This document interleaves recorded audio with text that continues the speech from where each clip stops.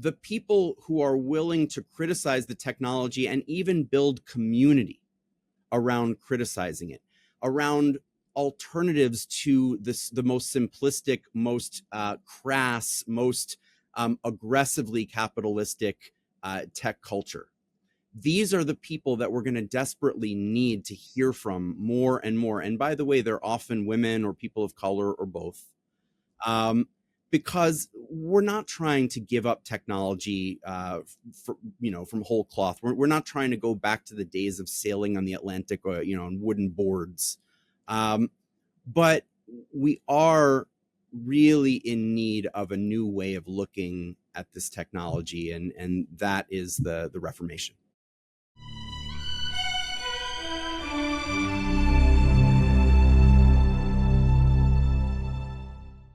Welcome to Closer to Truth. I'm speaking with Greg Epstein, a renowned humanist chaplain, on his provocative and cautionary new book, Tech Agnostic: How Technology Became the World's Most Powerful Religion and Why It Desperately Needs a Reformation. Greg calls for an urgently needed exploration of global technology worship and a measured case for skepticism and agnosticism as a way of life. Welcome, Greg. I'm looking forward to our conversation. I've followed your work and really love it. Thank you so much. It's great to be here, Robert. Great. So before we dig in, just kind of an overview question. Your claim is that today's technology has overtaken religion as the chief influence on 21st century life and community. Why then do you use the language of religion to describe technology, beliefs, doctrines, theology, rituals, apocalypses, apostates, and heretics, Reformation, all these terms? Yeah, these are concepts that I think can actually help us to understand better what's going on in the world of technology today. Sure. I talk to my colleagues, 30 to 50, fellow chaplains that I serve with at Harvard and MIT, and I have no trouble arguing with them that technology has overtaken what they do, what I do, what all of us do. But at the same time, these are structures that humans have built up over thousands of years, and it can be really baffling what's happening in technology today. I think that the frame of religion sheds light on what's going on. Okay, well, that's what we're going to be discussing today. But first, let me give a brief biography of an illustrious career. Greg Epstein serves as the Humanist Chaplain at Harvard University and at MIT, where I was, and as convener for Ethical Life at the MIT Office of Religious, Spiritual, and Ethical Life. For 2 decades, Greg has built a unique career as one of the world's most prominent humanist chaplains who are professionally trained members of the clergy who support the ethical and communal lives of non-religious people. He has degrees in religion, Chinese, Judaic studies, and theological studies, and received ordination as a humanist rabbi. He is the author of the influential book, Good Without God: What a Billion Non-Religious People Do Believe. Greg, let's frame our discussion actually in 2 parts. First, and primarily, we'll be discussing your book's thesis, Tech Agnostic: Technology as a World Religion Needs a Reformation. And second, I want to explore the book's foundations, the ideas of atheism, agnosticism, the application of those terms, nature of religion, humanism, morality, because those are more closer to truth kinds of topics, and you've dealt with them very originally and very profoundly. So let's begin with technology as a world religion needs a reformation, and let's see how each part of your book drives your argument. So first, an overview. Sure. So the book is, very intentionally titled Tech Agnostic: How Technology Became the World's Most Powerful Religion and Why It Desperately Needs a Reformation. And the idea is, I really came to believe over the several years that I spent writing this book that viewing technology and the role that tech is playing in our lives today through the lens of religion can shed light on the role that contemporary tech is playing in our society. Because, we call tech, we like to use the phrase the tech industry, right? But that phrase no longer makes any sense. There's no industry in the world of any size or scale that isn't a tech industry at this point. And so what is this thing that is dominating our lives, that's dominating our behavior, that we interact with, many of us, from the instant we wake up until the instant we fall asleep, and then it keeps buzzing in the background of so many functions of our lives, even while we sleep. And so the technology as religion argument that I'm making, it's not original to me. There were people in the 80s and 90s. Neil Postman, the great social critic, media critic, argued that tech was a religion very powerfully in 1992, when he was most concerned with the role of the fax machine in his life. And a number of other really interesting thinkers that I walk readers through at the beginning of the book did so as well. But what has happened in the past generation or so is that it's not just that technology is acting like a religion in our lives.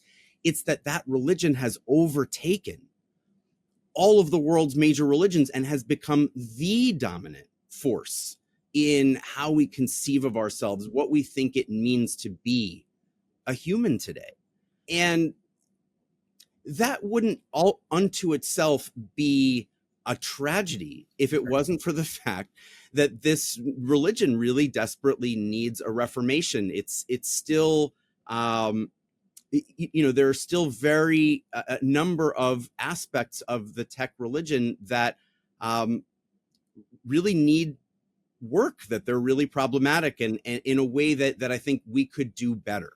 Okay, let's. I want to go through some basics before we get into some of the details, in particularly part one in beliefs. But articulate, what are the kinds of problems that need a reformation? We can go back in church history to determine the problems in church history that demanded a reformation. So what are the analogs in technology that you're pointing to that need a reformation? Just very quickly list them.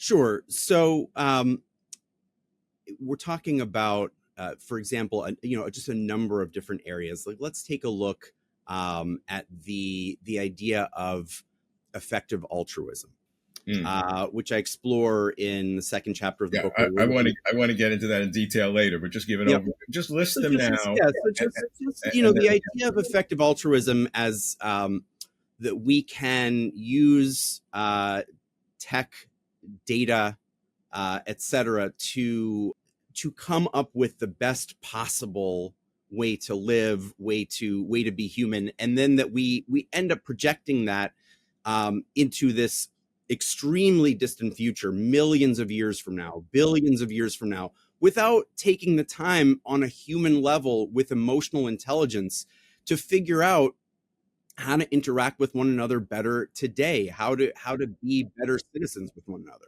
That's one category. The other categories that need reformation.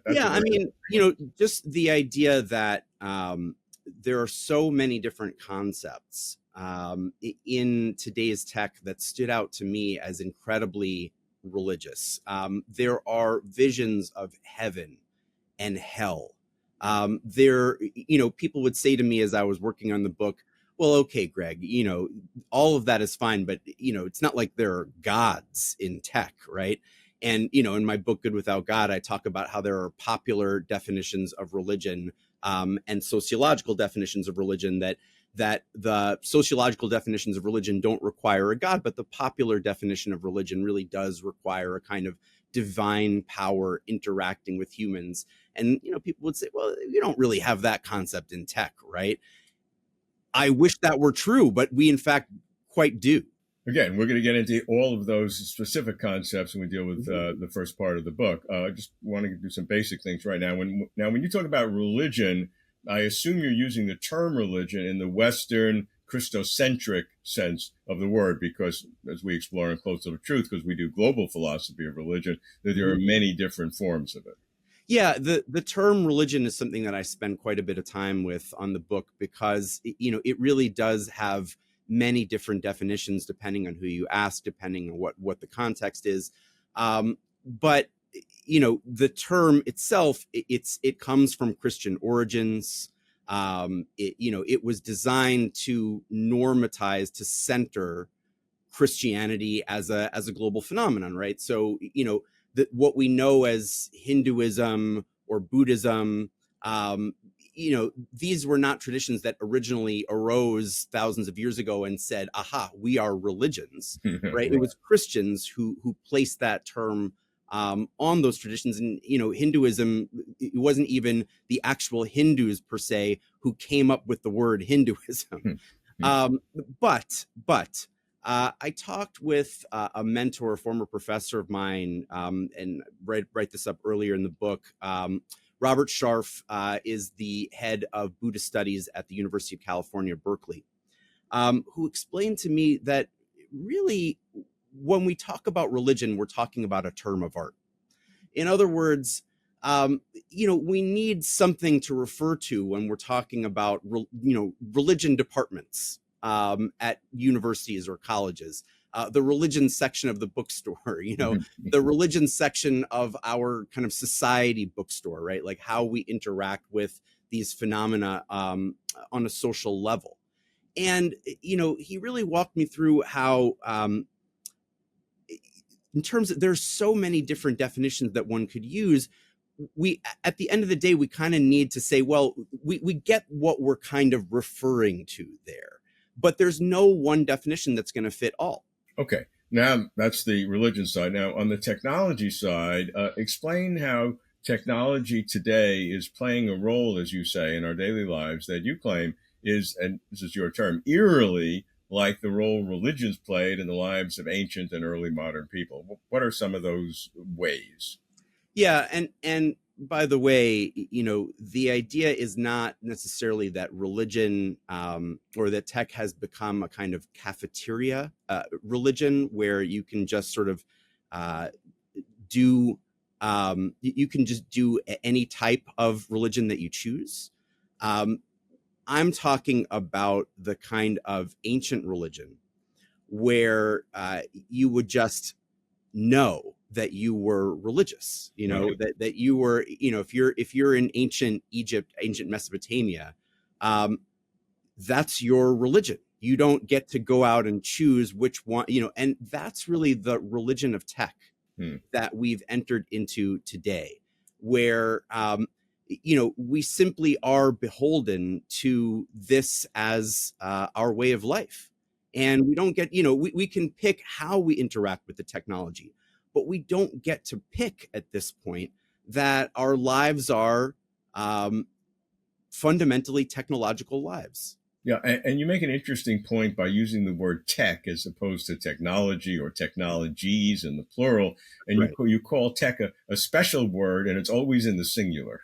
Yeah, tech is one. That tech is there are no techs. I mean, yes, there are techs, in the sense of stage techs running around, making sure the microphones are in the right place. But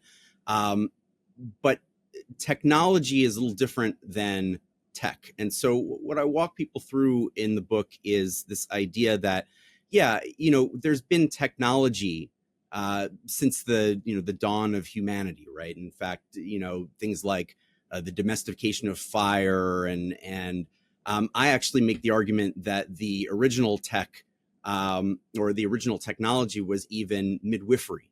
The idea that groups of women or groups of females coming together to assist in the difficult process of birth was what allowed the brain to become bigger and the human being to dominate the world. So there's all sorts of technology is the point. But this thing that we call tech is the thing that emerges in the mythical garages of the mythical place called Silicon Valley, right? And that is the specific kind of technology with a specific kind of mythology attached to it that goes on to dominate the world in the past generation. That's the distinction that I'm making. I'm not saying that technology as a whole is the religion that has become the most powerful religion in the world, but this specific Silicon Valley myth has really taken over. And you begin the book with an interesting analogy of Constantine's conversion to Christianity, which you argue that if he had not done that, Christianity might have been a minor sect. Perhaps the number of Christians would be about the same numbers of Jews, a little over 10 million or whatever, not the multiple billion or 2 billion that now take over the world. So how is that analogy of Constantine's conversion to Christianity have to do with the kind of tech taking over the world as you describe it? Yeah, as I was writing a lot of the book, I wasn't sure where I was going to begin, and it was sort of strange to realize that the book actually needed to begin in the early 4th century CE, with this Emperor Constantine, who is he's going through quite a bit of family drama. He's having a war with his brother-in-law, his over this empire that had been divided in recent years because it was too unruly to try to conquer all of it. And he's trying to reunify it, but through fighting this war with his brother-in-law. And he decides that he's going to try a unique strategy, where a unique entrepreneurial proposition, I guess, where he is going to paint this new symbol of a new god onto his soldiers' shields, because the old gods had not proved particularly reliable. They did not have sufficient operating power. The actual term of a century and a half old translation that I found is cooperating power. But he wanted a god with more operating power than the gods that were out there. And, if it wasn't for the fact that he wins that war, takes over the Roman Empire and converts it all to Christianity. Yeah. In my rabbinic studies, I actually studied quite a bit of early Christian literature or early messianic literature. And there's all sorts of little Mediterranean cults that we now know of through things called the Dead Sea Scrolls that were discovered in the 1940s. By an Arab boy in the West Bank. But, there's all sorts of ancient Mediterranean religions. That one became big because it conquered the empire, somewhat accidentally. And, this Silicon Valley cult was not necessarily destined to rule the world, but it does, because it coincided so well with our mythology about ourselves, with our capitalism, as a mythology, as a religion itself. You use the story also of the 17th century Jewish Messiah claimant, Shabbatai Tzvi. Mm-hmm. Yes. I love the story of Shabbatai Tzvi. He was the probably the most powerful messianic figure in the history of not even contemporary religion, in 2,000 years of religion. This was a figure who was able to convince the majority of the world's Jews at the time that he was the Messiah. Really began to reorganize in the 17th century what it meant to be Jewish and what it meant to believe Jewishly for a very, very brief period of time. Until he was sort of called into the Ottoman leaders, who did not appreciate the idea that this individual was saying that he was the Messiah, and asked him to convert or die. And he was at that point, under those circumstances, more than happy to convert.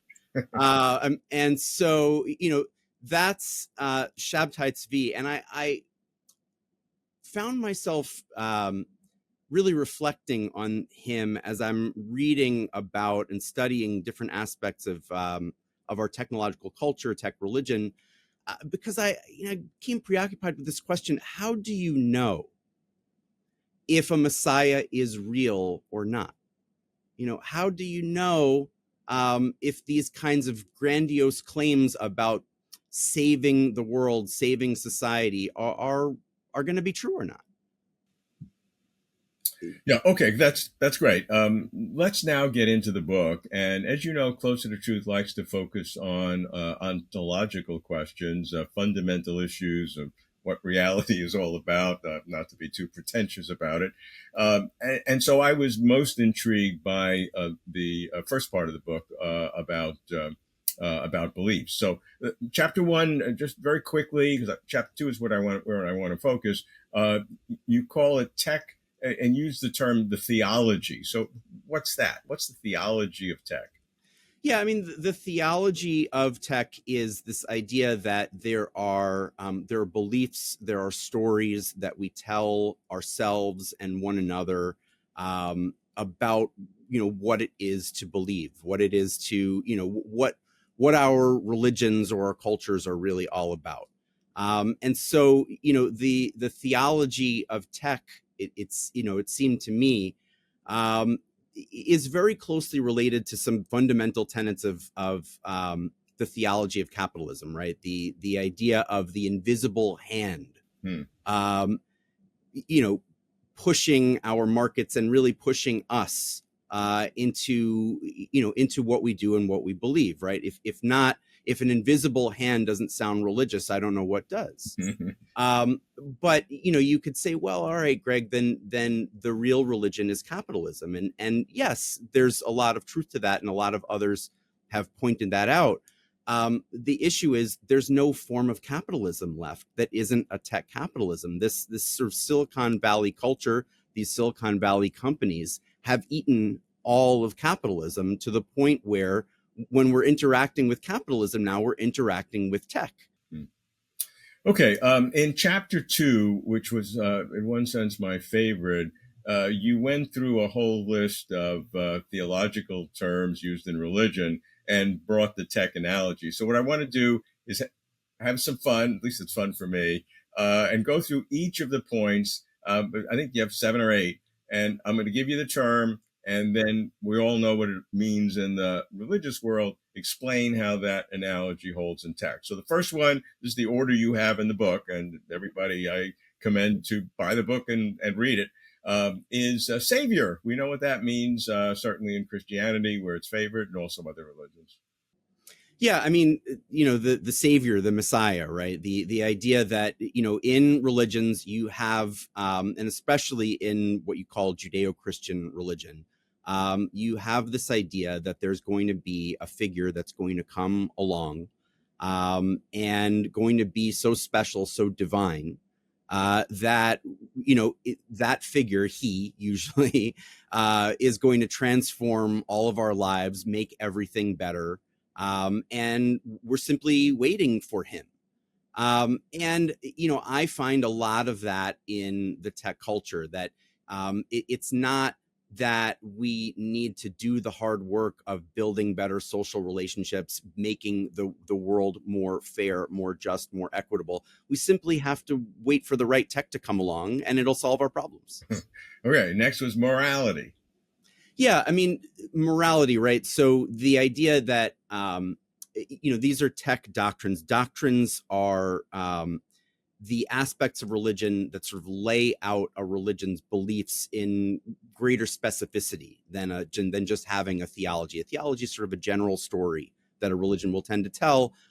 Doctrines are these more specific beliefs, specific narratives that get into what the religion is really all about.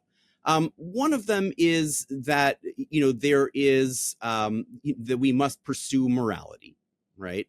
And so, for example, there's this idea of the golden rule, and the golden rule really does show up in pretty much any religion worth its salt. And my analysis of this phenomenon in my book Good Without God was, for a long time, I think it may still be, on the Wikipedia page of the term the golden rule, because I was looking at how, yes, there are all these religions that have a golden rule. We have to basically be good to one another, but it doesn't show up on page 1. It doesn't show up on paragraph 1, on line 1. You have to go looking for the golden rule in some usually obscure corner of the religion that spends the majority of the time introducing itself with much more grand and grandiose pronouncements about the God, the divinity, etc. So in the tech religion, there's plenty of attention to being good, right? To doing good through technology, but it's hardly page 1 of the tech religion's sacred text. You got to get through a lot of a lot of self-aggrandizement, a lot of capitalism before you get to a little bit of attention, relatively speaking, on how tech can actually do good in society. So Okay. similar to religion. Prophecy. The idea that we can tell the future, and that I specifically can tell the future. I am a prophet. I can tell the future. Listen to me, follow me, right? Religions don't talk about, they don't prophesize the present, because that's too short of a timeline. They wouldn't be able to do much. The idea is, prophecy of the future, because otherwise we don't really have a yeah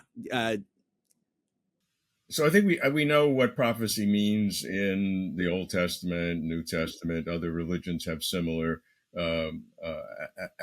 attributes. How does prophecy work in technology?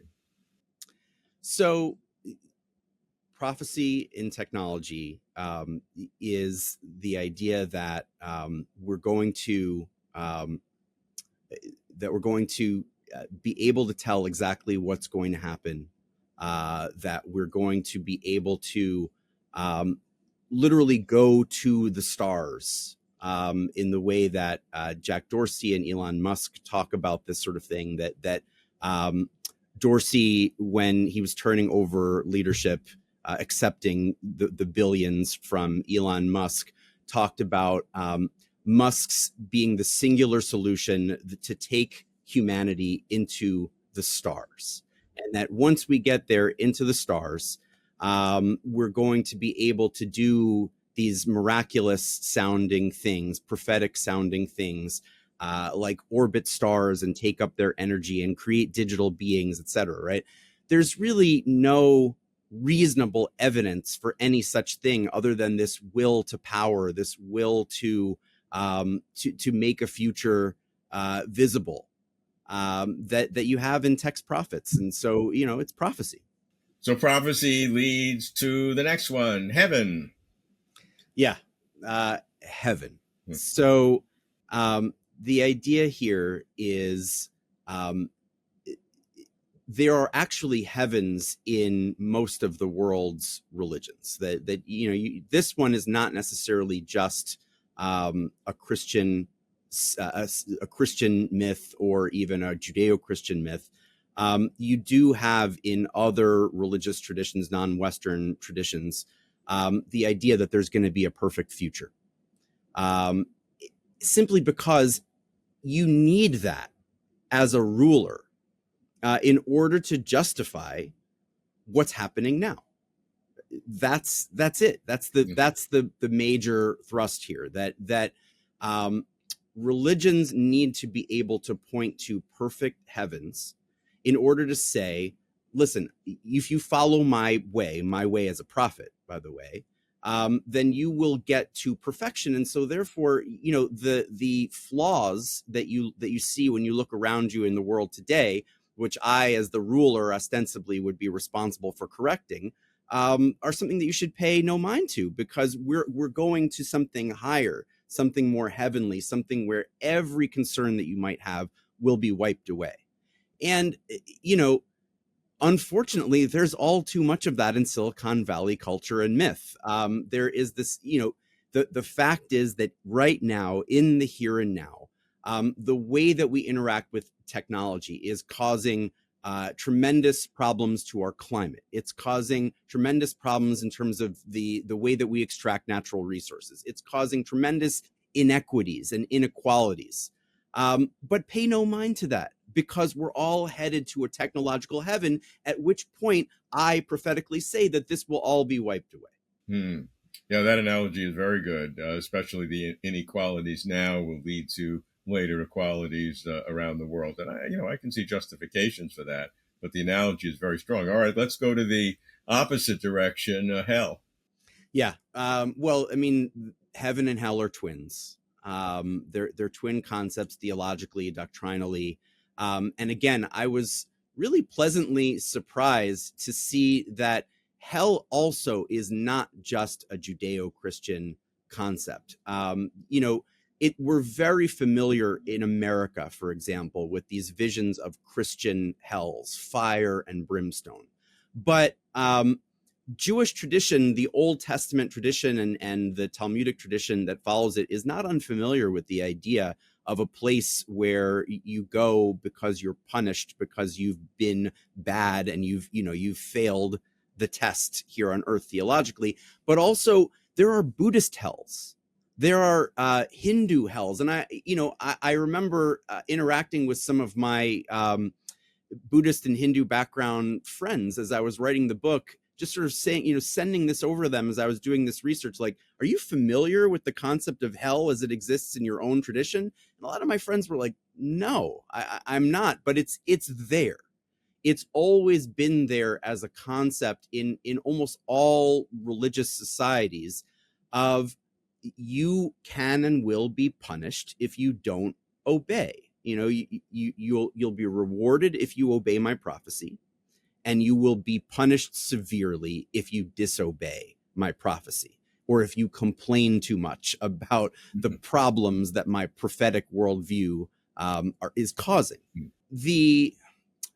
The concept of hell, as it really comes into the tech religion, it comes in a number of ways, but one of my favorite or least favorite, depending on how you look at it, is in this idea of something called X risk, or existential risk, as outlined by the effective altruist movement and sort of fellow travelers along with that. And the existential catastrophe chart is a description from 80,000 Hours, an EA website, among other places, where you've got the idea of a stellar explosion, like an exploding star wiping out all of humanity, listed at about 1 in a billion chance. And then you've got or pandemics, et cetera, climate change, and how likely would these things be to wipe out humanity? And then the most likely thing that would be, according to the effective altruist movement, the most likely scenario in which humanity would be wiped out, they say, 1 in 10 chance, is unaligned artificial intelligence, right? The idea that an evil, runaway, run amok AI could 1 in 10 chance wipe us all out. And therefore, we need to do everything that we can to avoid that chance, either through doing, exactly what the AI leadership would tell us to do, or running in the opposite direction. When in fact, what if this is just sort of relatively mediocre early stage technology that's causing sort of run-of-the-mill social problems? It's not going to endanger us so much that we need to orient all of our lives around either adopting it or putting it off. How about we just fix the social problems that underlie it completely? Okay, and the next one is God, and AI seems to be a nice analog there. Yeah, I mean, the fact is that in our popular understanding of what a religion is, we think about some kind of interactive God, some kind of divinity, which is why I, as a humanist chaplain, for example, I tend to say I'm not religious. There are more sophisticated or nuanced sociological definitions of what religion is, whereby I could say, I don't believe in a divinity. I think that's a human creation rather than vice versa. But, I'm religious in, this more abstruse sense. But, in our popular imagination, religion equals a God. It equals some kind of, interacting power. Well, you could say tech doesn't have that, right? But actually, in the minds of so many in the AI world, in different corners of the AI world, it really does. And, one of my favorite examples of this is I was looking at a book called Life 3.0 by an AI philosopher Max Tegmark, a very well-known figure at MIT. Max is a regular on Closer to Truth and a good friend of ours. So There you we hope. go. And it's an interesting book. Max has a lot of really interesting things to say. What I wanted to get at with Life 3.0 is he has this chart. I believe it's chapter 11 in the book, but you can look it up in my book, and you can see from there, where he's asking not whether we should build an AI God, but which type of AI God should we build? And, it's not to say that Max Tegmark and that book in particular is the culprit here in any meaningful way. There's a lot, like I said, worthwhile in the book. And I think, there are a number of things that he and I would probably agree on. But it really dawned on me when I saw that, which type of AI God should we build? How much the AI discourse can revolve around this idea of artificial superintelligence. We're going to create a power that's bigger than ourselves. And there are even these, these tendencies that people have to say, for example, Anthony Lewandowski, the former Uber and Google engineer, self-driving car engineer, who nearly had to go to prison until he was pardoned by Donald Trump for stealing trade secrets. He's a decimillionaire, if not more. But he created this religion called Way of the Future, which essentially says, and he went through all the paperwork to make it into an official religion, essentially says, we're creating a God. And once that God comes online, it's going to be very disturbed that we didn't spend more time worshiping it. So we might as well start now. And that's a mainstream, not embarrassing thing to say in AI circles, which is, really quite astonishing to me. Greg, that's a perfect segue into parts 2 and 3 of the book, where you have formulated the problem. Now go on to describe the practices, which is in part 2, and then what you call the beloved community, or the Reformation, the objective, in part 3. So give us an overview of how that works. Yeah. So as you said, the book begins with this big exploration of beliefs, doctrines, theology, right? But to me, religion is more than just beliefs. And that has always been the case for me. It's always been the case in my conversations with both religious and secular people.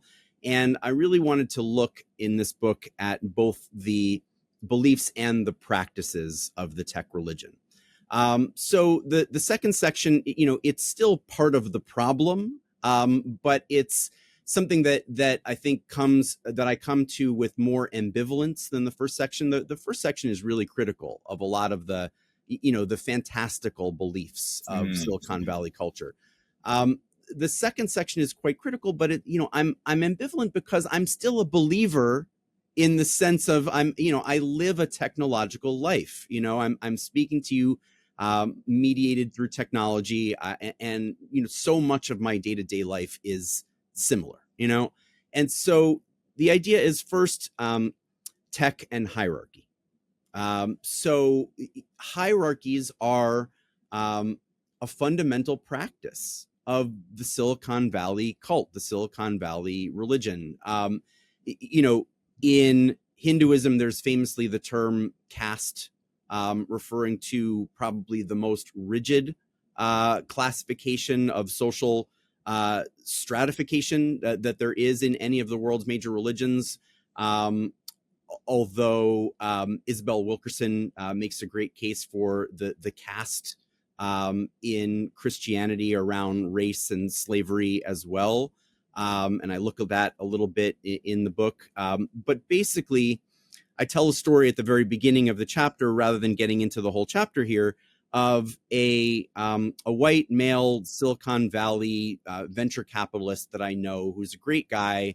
He's been successful in a number of ways, but I'm walking him through my thesis, as a friend, and he says to me, well, I'm not really sure that tech is like religion. I mean, religion, he says, he's a humanist like myself. That's where he and I know each other. Religion has hierarchies. Religion has hierarchies, he says. And, you know, it was just sort of amazing to me that he never really thought of the gender issues, the race issues that tech culture engenders or exacerbates as hierarchies. But there's just tons and tons of data to suggest that they are. So I'll let readers discover that. Then there are our everyday tech rituals, right? Ritual is such a rich and huge part of any religion, and it can be both one of the most challenging and one of the most beautiful aspects of religion. That religion revolves around rituals that bring us closer to one another and closer to the core ideas or values of the religion. Well, what is more ritualized? I would ask you. You know, we pray, if we're religious, once a week, once a day, 3 times a day, 5 times a day. But in the tech religion, we genuflect before our stained glass black mirrors an average of a couple hundred times a day for American smartphone users. Sure. And, you know, the ritual component of it is incredibly strong. I mean, you know, there really is a kind of rocking back and forth, a kind of staring into the abyss, and a kind of eternal flame these days as we, you know, we stare at these things all day, every single day. If aliens came down and saw us doing this, they would say, what is that strange ritual? If our children pay attention to us, they know that this thing is one of the most important aspects of our lives. And so I explore that, and I ask in the book, what are we going to do about that? How do we do better? Because that I suggest that that's not the ritual around which we really want to orient our lives, even if it's okay to use the stuff sometimes. Sure, it is. And then finally, apocalypse, right? Preoccupation with apocalypse is a major aspect of religious practice also throughout the world. There are apocalyptic visions of nightmarish revelations, not only in the book of Revelation in the New Testament, but throughout many, many different world religions and religious traditions. Because it's normal and understandable that humans would worry about the future and worry about something really terrible happening in the future. I mean, we've seen terrible things. We've all heard terrible stories. And so why wouldn't we be a little preoccupied by that, right? But the question is, what do you do? You know, what do you do with that energy that goes into all that preoccupation? Well, in short, that brings us to part 3. Yeah. And so I'll just say that, you know, in short, unlike some other religions I could name, the tech religion might actually cause an apocalypse. And that's what I explore in that final chapter of section 2. The final section of the book is the Reformation. Not because we need to obsess over the story of Martin Luther and his theses, although I do actually take a little time to refresh readers' memories about that and talk about some similarities between the story of Martin Luther and maybe some of the contemporary critics of tech culture. But the idea is, I'm not an atheist when it comes to the tech religion. I'm an agnostic, right? I'm an atheist in my normal everyday life as a chaplain, you know, which is, you know, why in some ways I've had some of the major conversations that I've had as a chaplain, because it's unusual, you know, to be an atheist and a chaplain. But I am, and, you know, it's worked out, I think, very well over the years. In the tech religion, I'm only an agnostic. I have to admit that some of this stuff might turn out very well for humanity. You know, it might be worth believing in, but show me the evidence. Show me the evidence first. And, you know, what I'm essentially arguing here is that the skeptics, the apostates, the critics, the heretics, the people who are willing to criticize the technology and even build community around criticizing it, around alternatives to the most simplistic, most crass, most aggressively capitalistic tech culture. These are the people that we're going to desperately need to hear from more and more. And by the way, they're often women or people of color or both. Because we're not trying to give up technology from whole cloth. We're not trying to go back to the days of sailing on the Atlantic, on wooden boards. But we are really in need of a new way of looking at this technology, and that is the Reformation.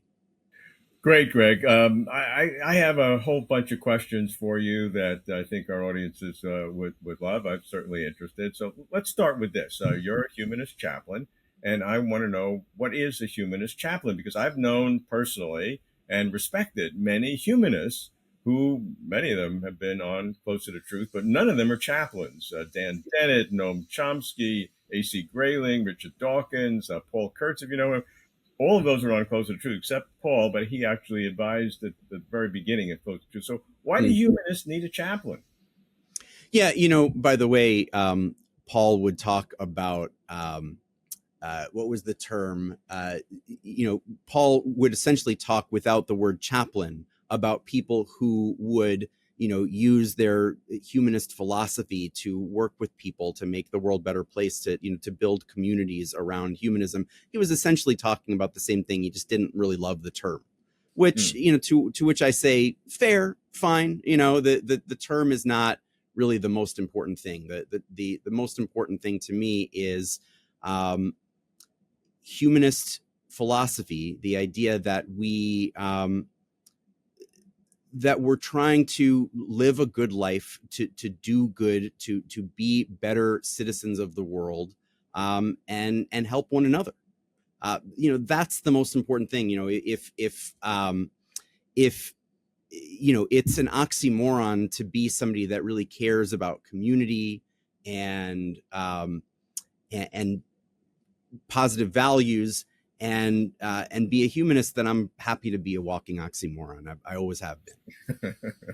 Now, as a humanist chaplain, your worldview is definitely atheistic, not agnostic, right?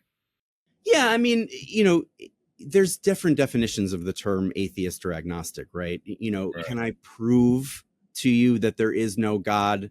No. So in that sense, if you want to call me an agnostic, sure. However, do I think that there's good evidence for a God? Absolutely not. And in fact, I think there's incredibly good evidence to suggest that people created the concepts of God and heaven and hell and the other concepts that we're discussing today in order to meet human needs. That's a firm belief on my part, because I've been thinking about it for 25 years and I've never really seen any good evidence to persuade me of anything else. So in that sense, I'm an atheist. The term I like is humanist. It focuses on our common humanity, on what we do believe rather than what we don't believe. Right. I like to distinguish between two types of agnosticism, particularly as it would reflect upon God or various kinds of ultimate reality beyond the physical. One is it doesn't matter, passive agnosticism, it's just not relevant, versus a proactive, passionate agnosticism, which we believe at Closer to Truth, that's our proactive, passionate agnosticism about all these fundamental questions. Yeah, I mean, to me, that's why I love the word humanist. And I definitely would call myself a passionate tech agnostic. And again, in terms of how you're defining agnostic, I resonate with that on multiple levels. But the word humanist to me gets at this idea that I'm focused on how to make human life better. Not just for me, not just for you, but for us, for all of us. Like that's what's really worth doing with our energy. So is it worth it all to study and explore different religious beliefs and doctrines and arguments? Absolutely. I mean, I would advise any atheist, agnostic, humanist like myself to, at least become familiar with the world's religious traditions. Certainly, it's not going to, in most cases, you know, change your worldview. Although, if it does, I mean, I have one student that I worked with in my early years as a chaplain who was a big atheist of Muslim background at the time, who's now a Christian. And, he's a good person. That's the most important thing to me. But, it's worthwhile. And I think the most important thing here is every child should be exposed to religious diversity, should be exposed to religious pluralism, should be exposed to the idea that people have dramatically different beliefs, practices, etc. Let the kids make their own decisions, however it's going to turn out. When your former atheistic Muslim student became a Christian, did you consider yourself a failure? No, I really not at all. Because he and I had great conversations, and I consider it a given that people are going to shift around in their beliefs. It was actually a really fun story for me, and I made sure to give him a hug the first time I saw him after he made his big announcement. Because to me, the most important thing is he's a good person. Like I've learned a lot from my religious colleagues over the years about how to live, how to be more caring, how to be more humble, how to be more interested in the big picture in the world and not just on my own little concerns. And so, no, not a failure at all. And, the tech religion won't have to consider itself a failure if it produces more heretics, more skeptics in the coming years, which I think it will. Okay.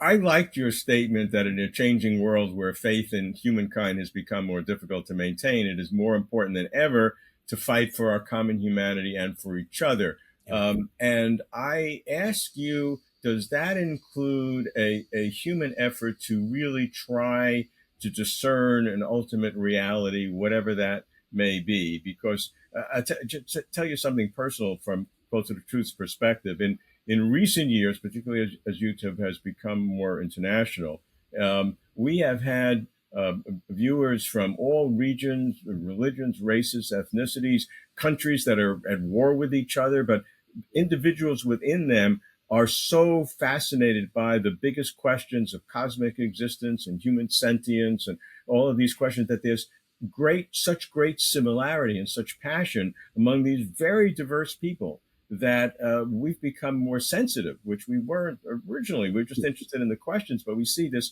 common humanity seeking to strive to discern what ultimate reality is.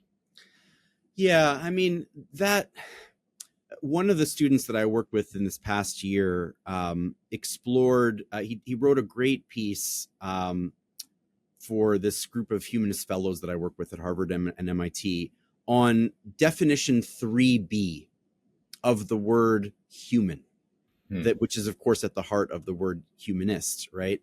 And so human can refer to a number of different things, but there's the sense of the word human that refers to the idea that we're only human, right? That we're fallible, that we're flawed, that we're finite, that we're vulnerable, that we're caring, and, that we have regrets, that we have love, that we have sadness along with our joy, and that's the kind of humanity that I'm most interested in, that I think we could all stand to pay a little more attention to. The idea that we're all trying to figure it out in one way or another.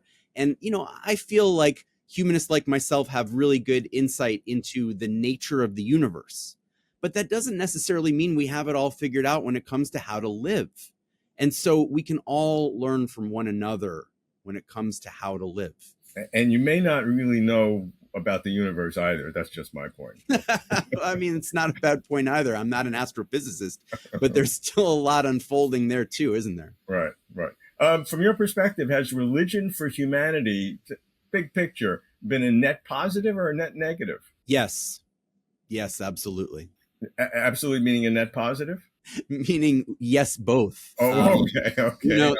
That there are obviously absolutely ways that religion has been a positive for humanity, and that it has been a major negative.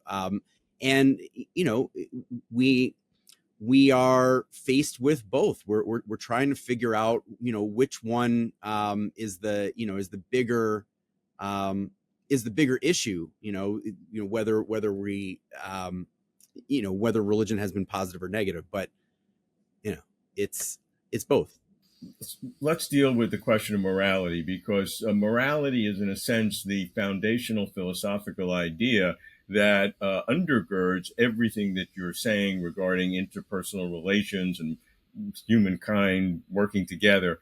Do you believe, and does it matter, whether morality is an absolute or relative? Whether morality is absolute or relative. I mean, I think there is no one absolute morality that comes to us from the heavens, right? I believe pretty strongly that concept is a human created concept.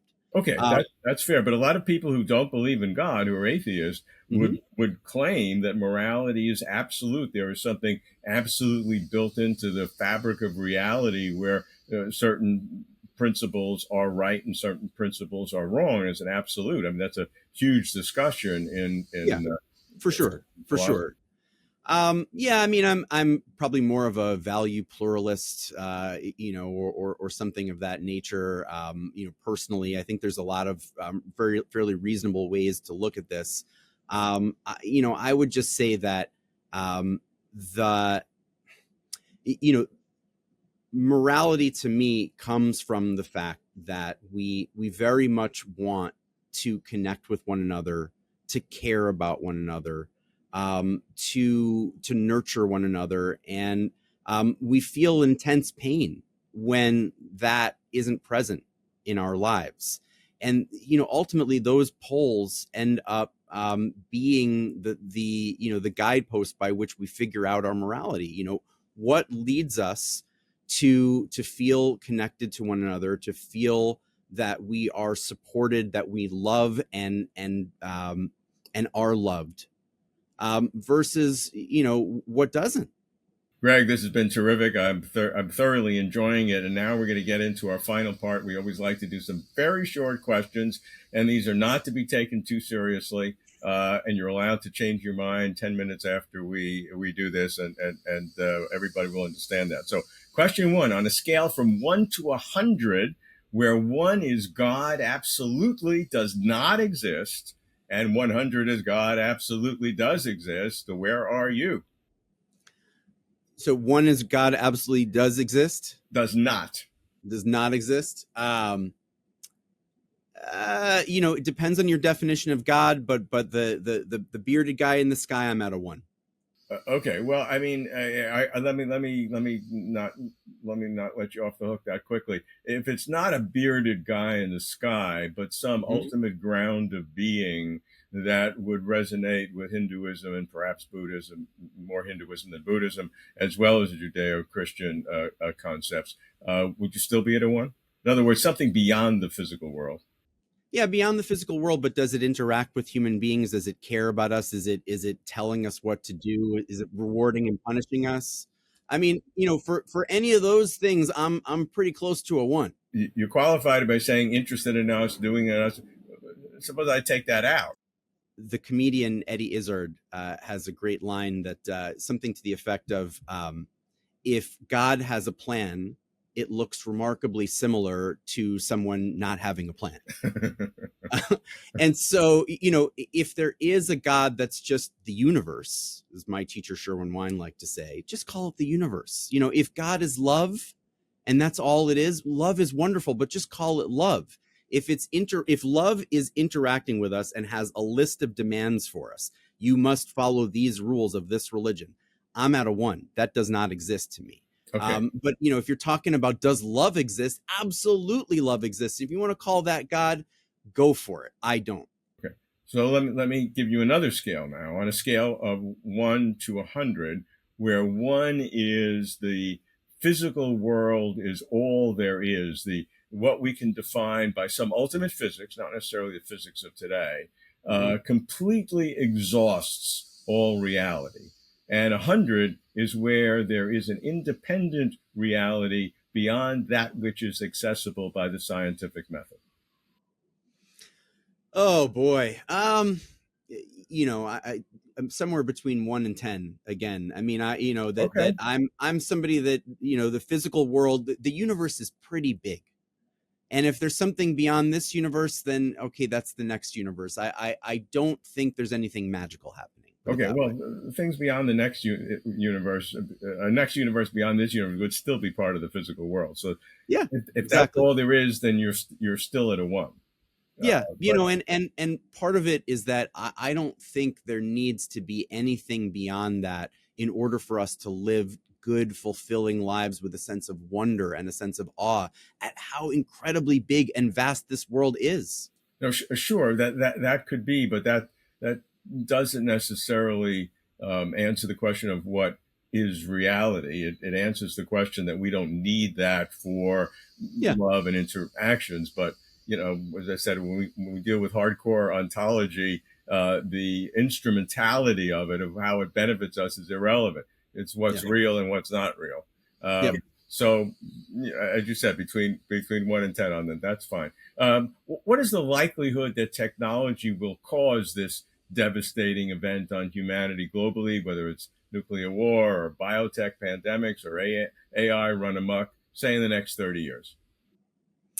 The likelihood that AI will cause AI or anything would have a severe impact, not necessarily wipe all humanity out, but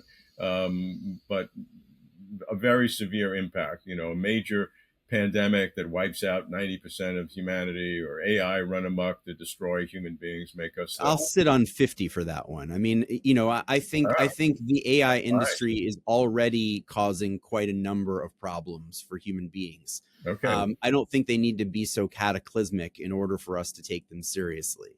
So I'll sit on a 50. I don't know. Okay. All right. Look, that's fair.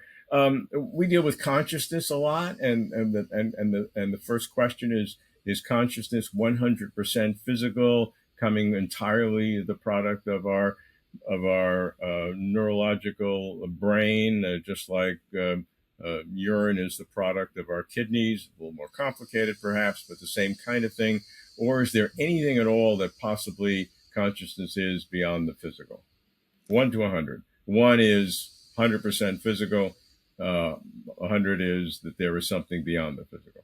Yeah, my personal belief, I'm close to a 1 on that one. Okay. I mean, to me, consciousness evolved. Freedom, as Daniel Dennett said, evolved. So, it made a lot of sense, evolutionarily speaking, for us to develop this thing that caused us to this extraordinary ability to solve a variety of problems. Right. That's what I think happened.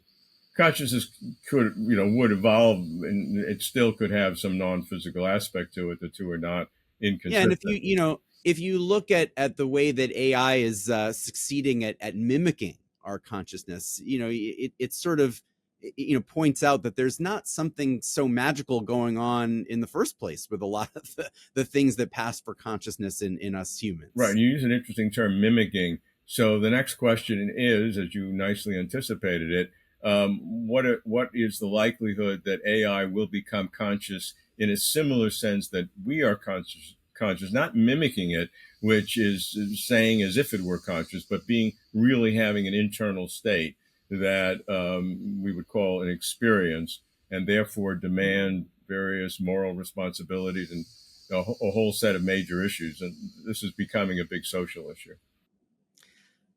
I mean, it really depends on the time scale.